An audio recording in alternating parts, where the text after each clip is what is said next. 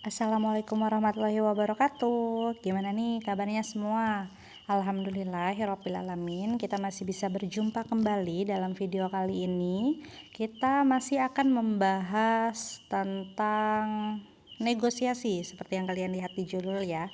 Kita masih akan membahas materi kali ini dengan tujuan pembelajaran, yaitu agar kita dapat menerapkan dan melakukan negosiasi bisnis dengan baik, tentunya setelah kita mendapatkan materi kali ini.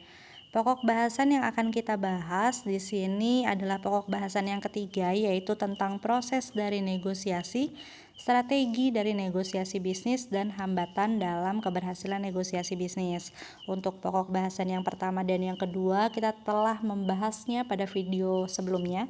Kalian dapat mereview kembali sehingga kalian tahu dasar-dasar dari negosiasi bisnis ini. Nah, untuk pokok bahasan yang ketiga, yuk kita bahas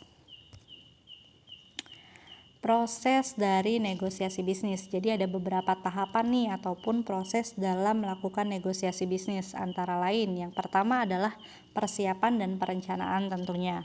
Lalu yang kedua adalah mengidentifikasi aturan-aturan pokoknya gitu. Lalu yang ketiga adalah mengklasifikasi dan justifikasi, itu penting. Lalu yang keempat adalah penawaran dan pemecahan masalahnya nih seperti apa gitu. Lalu yang kelima yaitu menutup negosiasi dan implementasi. Itu adalah proses dari negosiasi bisnis. Lalu bagaimana dengan strategi negosiasi bisnis? Nah, di sini ada beberapa strategi negosiasi yang akan membuat kalian menjadi seorang negosiator yang efektif. Nah, strategi ini adalah sebagai berikut. Di sini ada banyak banget ya. Jadi kalian harus perhatikan satu-satu. Yang pertama adalah ketahuilah alternatif terbaik Anda. Itu penting. Gitu. Lalu yang kedua, ketahuilah tujuan dari pihak lawan yang sebenarnya. Yang ketiga adalah kendalikan tempat negosiasi. Yang keempat adalah gunakan kriteria objektif. Yang kelima adalah data semua item yang akan dinegosiasikan. Yang keenam yaitu pemilihan waktu adalah segalanya. Jadi jangan, kalau misalkan pagi ya pagi sekalian gitu ya, kalau malam malam sekalian, atau yang tadi tentukan tempatnya gitu ya, setting tempat mau di mana yang nyaman untuk kalian bernegosiasi seperti itu. Selanjutnya adalah yang ketujuh, putuskan seberapa tinggi yang Anda inginkan. Jadi tentukan dulu target yang ingin kalian capai sebagai pihak pertama. Selanjutnya yang kedelapan adalah rutinitas ataupun good guy ataupun bad guy. Selanjutnya adalah kendalikan emosi Anda, tetap tenang dengan segala kondisi yang nanti mungkin akan terjadi seperti itu. Selanjutnya yang ke-10 adalah penawaran jual beli timbal balik. Yang ke-11 adalah gunakan seorang saksi ahli, jadi bisa menggunakan pihak ketiga juga. Selanjutnya yang ke-12 adalah temukan kesamaan dari negosiasi kalian. Lalu yang selanjutnya adalah tentukan batas waktu akhir, jadi deadline-nya harus kapan nih gitu untuk negosiasi. Selanjutnya jangan selalu menyembunyikan kelemahan Anda, tunjukkan aja, nggak apa-apa kelemahan Anda, jadi bisa dikuatkan juga dari si pihak kedua gitu, jadi saling menguatkan, jadi nggak perlu takut untuk menerangkan ya kelemahan kalian gitu. Selanjutnya mengadakan rapat. Strategi yang selanjutnya adalah memanfaatkan item-item yang dibuang gitu. Jadi yang item yang dibuang itu tidak selalu buruk, malah bisa dimanfaatkan.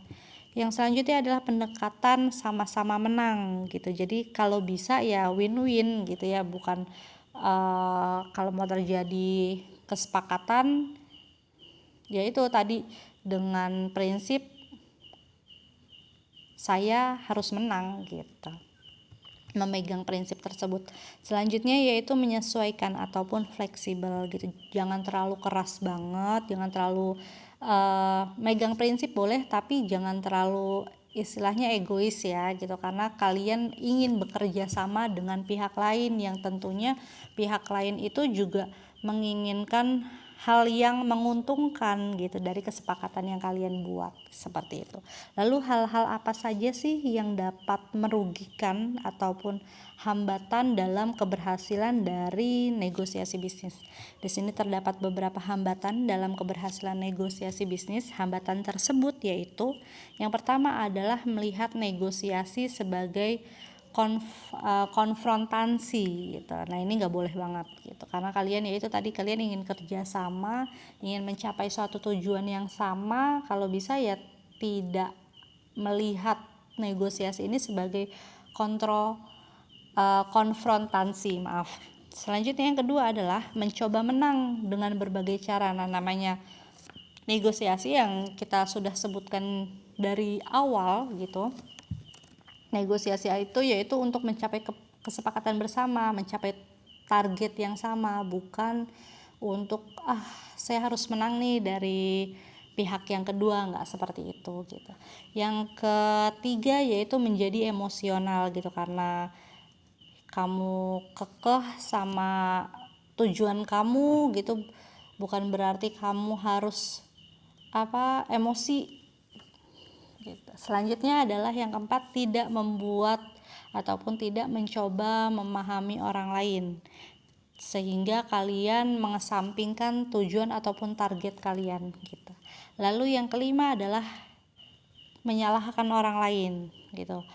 Saya gagal nih karena pihak yang kedua, itu tidak boleh gitu. Nah berikut adalah penjelasan tentang proses, strategi, dan hambatan dalam keberhasilan negosiasi bisnis. Sampai di sini dulu materi kita tentang negosiasi. Terima kasih telah menyimak. Kalian dapat mereview kembali video ini sehingga kalian dapat memahaminya lebih dalam lagi, ataupun kalian dapat mencari sumber-sumber referensi lain sehingga kalian lebih paham materi ini, dapat berbagai macam sumber dari materi lain, referensi lain gitu. Oke, terima kasih untuk waktunya dan pemahamannya. Ketemu lagi di materi selanjutnya dan assalamualaikum warahmatullahi wabarakatuh.